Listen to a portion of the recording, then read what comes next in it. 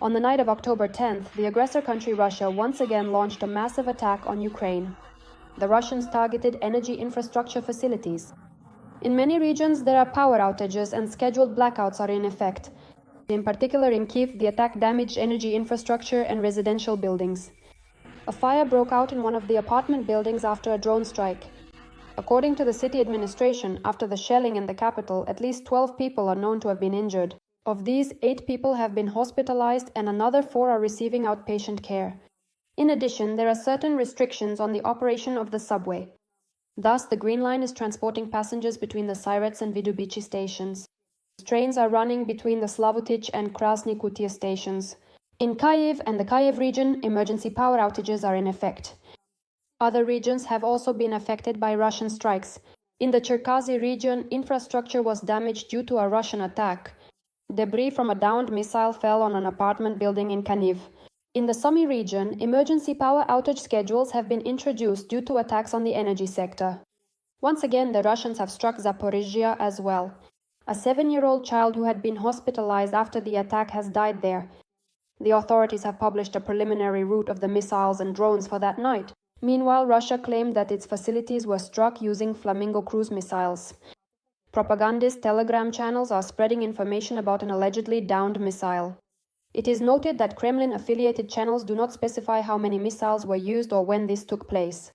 Earlier, President Volodymyr Zelensky stated that Ukraine would respond to the aggressor's attacks. In particular, he addressed Russian officials, warning them of the need to seek shelter if Moscow does not stop its attacks.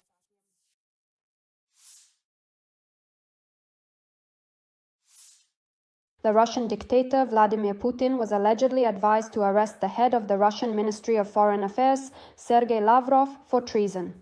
This was reported by the Telegram channel Kremlin from Abakerka. The channel notes that at the very least Lavrov is facing dismissal. Meanwhile, his deputy Sergei Ryabkov said that the impulsive regulation of the war against Ukraine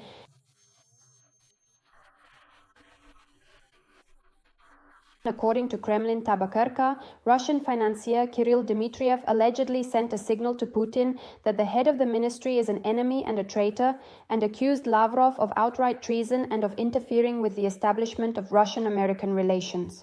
The channel reports that Putin allegedly familiarized himself with the accusations and instructed competent people to investigate them.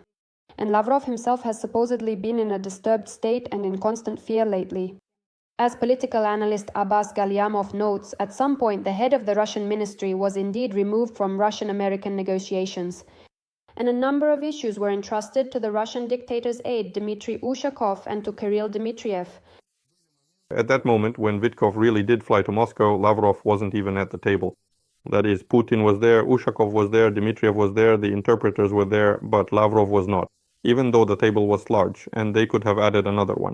At the same time, observers note that soon after this, Lavrov returned to the public sphere and commented on a number of difficult issues. The expert does not believe that the head of the Russian foreign ministry is currently facing political problems. The political analyst suggests that the current disappearance of Sergei Lavrov from the public space is likely connected to his illnesses.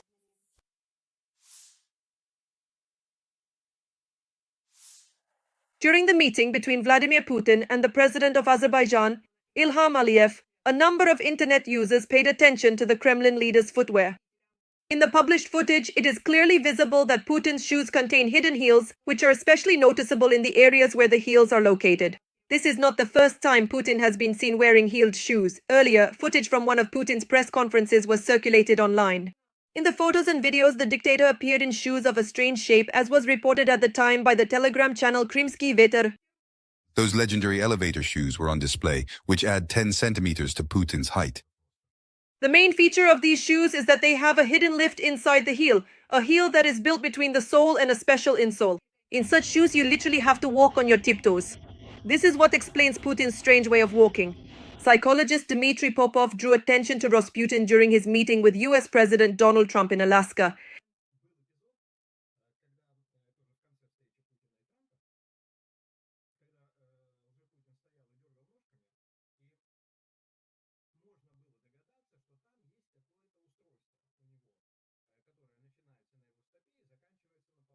And this device is about 15 to 20 centimeters tall. Blogger Alexander Rykov also analyzed Rasputin during the meeting in Alaska. Even when analyzing Odorny and Chadzhizar doesn't.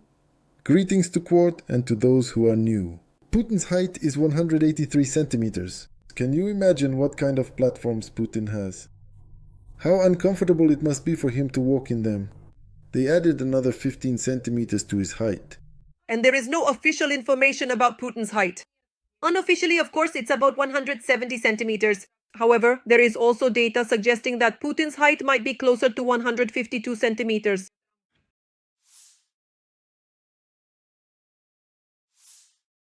The dictator of the Russian Federation, Vladimir Putin, during a press conference in Tajikistan on October 10th, continued to give high fives to US President Donald Trump. He stated that the prestige of the Nobel Prize, which Trump did not receive, has not been significantly diminished.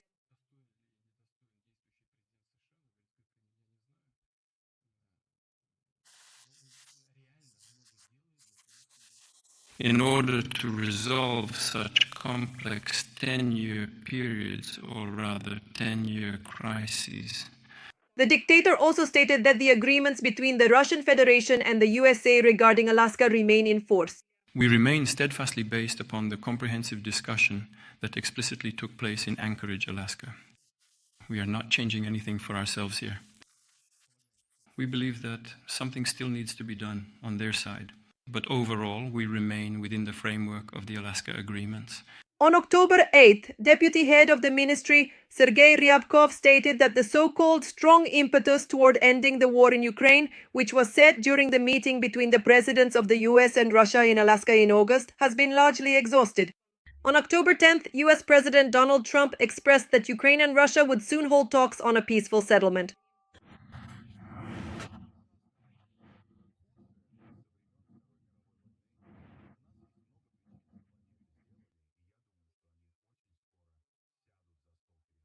Earlier, Donald Trump stated that he was disappointed by Putin's actions and responded that Ukraine could reclaim its territories and did not rule out supplying Kyiv with Tomahawk cruise missiles.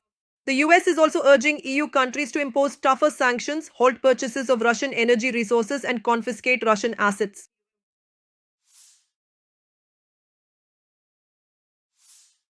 In Russia's Lipetsk region, a MiG-31 multi-role fighter jet has crashed. This was reported by the Russian Ministry of Defense. It is noted that the plane crashed while approaching for landing after completing a scheduled training flight. The fighter jet's crew ejected. Russian aviation frequently suffers from attacks by Ukrainian drones. For example, at the end of September, the commander of the Unmanned Systems Forces, Madia, reported the destruction of a Russian Mi-8 helicopter by an FPV drone. And on September 20th, drones from the main intelligence directorate struck expensive Mi-8 helicopters belonging to the occupiers, and also destroyed two unique Russian anti-submarine amphibious aircraft, the B-12 Chaika. The largest damage to Russian aviation was inflicted by the SBU Special Operation Spiderweb, during which 117 drones were launched at 4 air bases on Russian territory.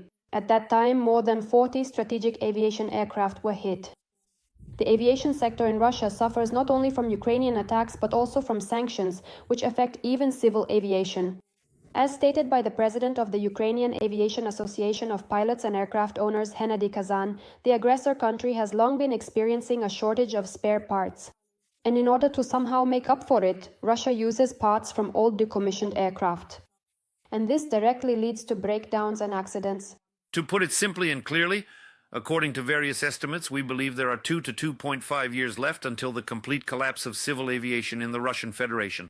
Experts note that 30% of the entire fleet of the Russian Federation, namely foreign aircraft, currently carry out 90% of air transportation. This is an indicator of how powerless Russia is when it comes to civil aviation.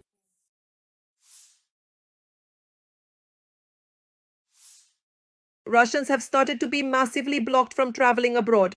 The authorities of the Russian Federation have launched a full-scale registry of electronic draft notices and have started to block travel abroad for everyone for whom the military enlistment offices issue documents and enter into the database.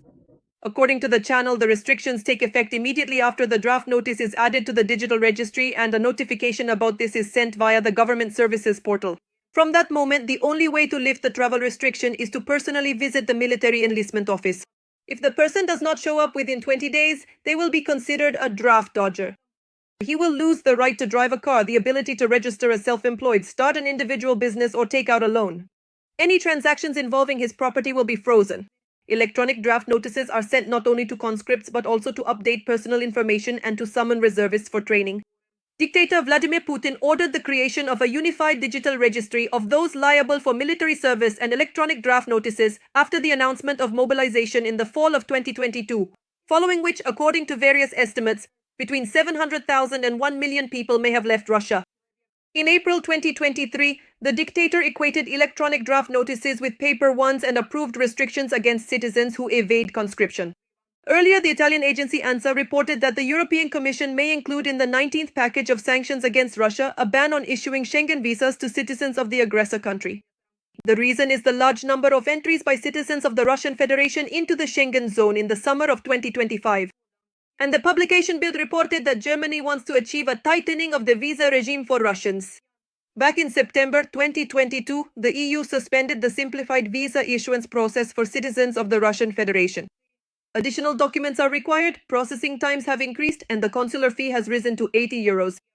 The Czech Republic has already banned entry for Russian diplomats and holders of service passports who do not have accreditation in the country. This was announced by the Czech Minister of Foreign Affairs, Jan Lipavsky, who added that the government in Prague supported his initiative.